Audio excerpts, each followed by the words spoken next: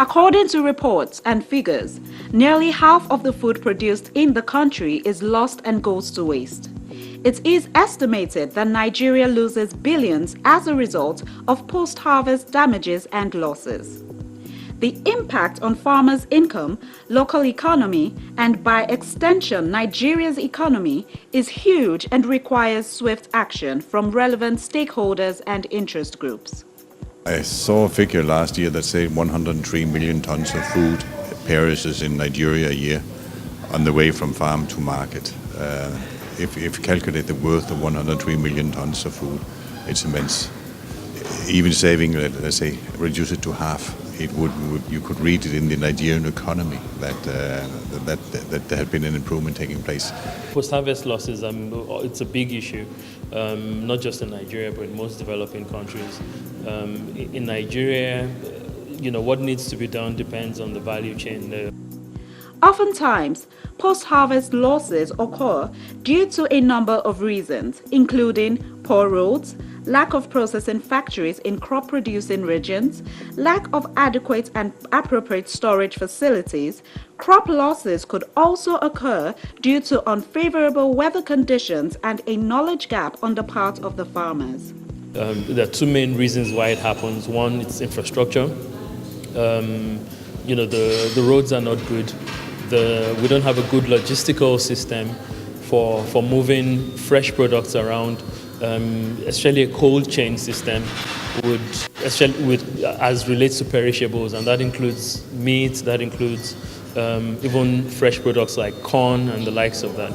It requires investment in transportation, it requires investment in cold storages, and it requires investments in factories that can actually process the produce close to where the farmers are. One thing that could be considered here is actually to can it, because food that you have treated properly and put on a can that have a lifespan of 2, 3, 4 years. Food that is transported fresh from farm to a market and sold in the market have a lifespan in temperatures like we have in Nigeria, 3, 4, 5, 6 days. Victor Etuk is a stakeholder in the produce, transport and logistics value chain. He believes the private sector is playing its role by helping to facilitate the smooth movement of agro-produce from the farming communities to the consumers, but says the bulk of the work clearly rests on the government's shoulders. I believe the government really need to play a serious role in this part. We in the private sector are somehow limited with respect to what we can do. We can provide storage facilities to some extent, but the building of silos and other proper storage facilities in some developed countries are a very part of what the government does, and Nigeria should not be an exception. Tackling the spate of food wastage and losses requires that all hands be on deck through providing necessary storage, transport and processing facilities, as well as proper linkage between farmers, processors and end users.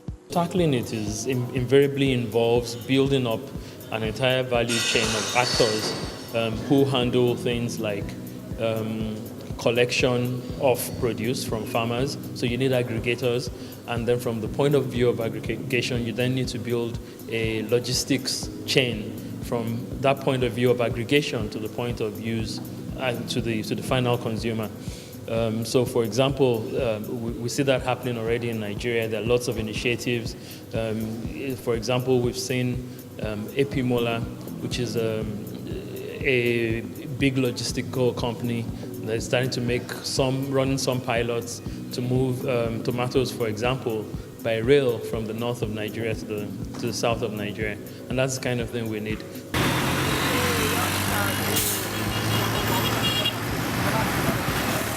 A drastic reduction in food wastage that happens as a result of post-harvest losses will undoubtedly not only benefit farmers' income, but also improve food security while also providing immense environmental benefits.